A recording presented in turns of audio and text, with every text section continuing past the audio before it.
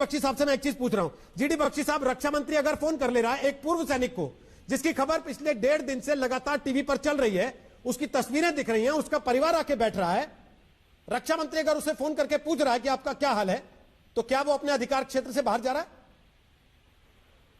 देखिए साहब, अगर वो नहीं करते तो हमें लगता कि किसी को कोई 2 टके की परवाह नहीं है।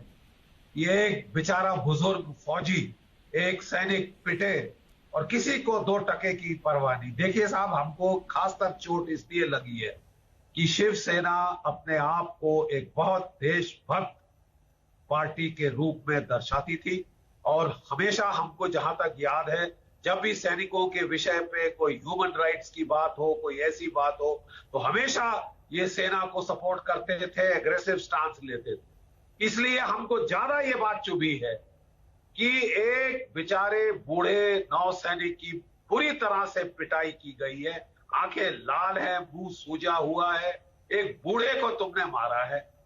और उसके ऊपर हमको उम्मीद थी कि एकदम निर्देश ऊपर से आएगा कि ये बकवास बंद करो, इनमें फौजियों को मत लाओ।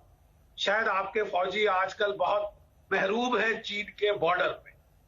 अब तो आप हमें छोड़ सकते हैं ना साहब, हमें बीच में लाने की क्या जरूरत है? हमें बीच में लाने की क्या जरूरत है?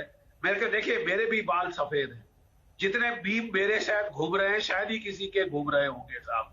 लेकिन साहब, हम एक प्रजातंत्र में है, ये चीन नहीं। अब वाकई एक बुजुर्ग के तौर पर मुझे फिक्र हो रही है कि हमारा प्रजातंत्र कहां जा रहा है।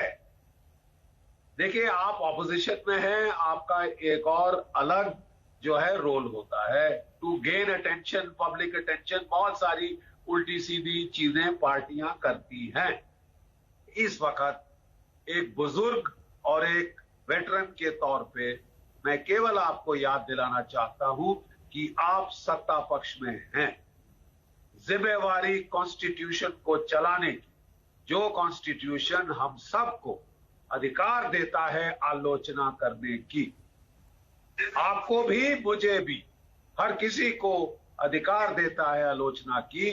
और अगर कोई प्रजातंत्र में आलोचना करे तो सरकार अगर उसका घर तोड़ दे, उसका मुंह तोड़ दे, तो साहब हम कहां जा रहे हैं? शी जिनपिंग की चीन, और फिर हमें क्या फर्क रह गया साहब? मैं सिर्फ आपसे इतना सवाल कर रहा हूं।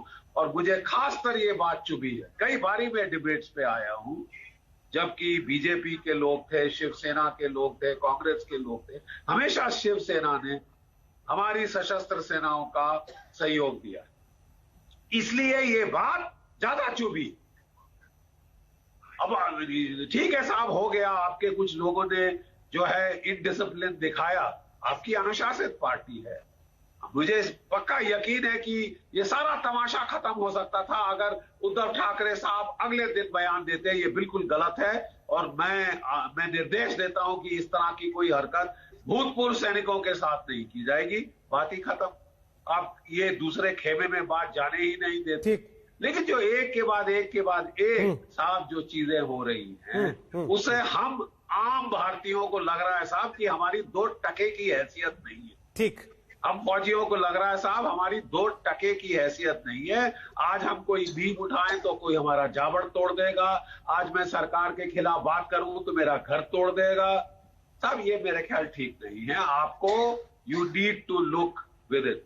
ये एक बूढ़े सैनिक की आपको सलाह है। ओके, आप किधर जा रहे हैं, कहां जा रहे हैं, ये आपका काम। ओके, लेकिन यू नीड, आपको अंदर झांकने की जरूरत आज है। ठीक। नमस्कार, मैं हूं अंजना ओम कश्यप। हमें उम्मीद है ये वीडियो आपको पसंद आया होगा। लेटेस्ट खबरों के लिए यूं ही देखते रहिए आज तक, और इस वीडियो के पसंद आने पर लाइक, शेयर एंड सब्सक्राइब करना ना भूलें।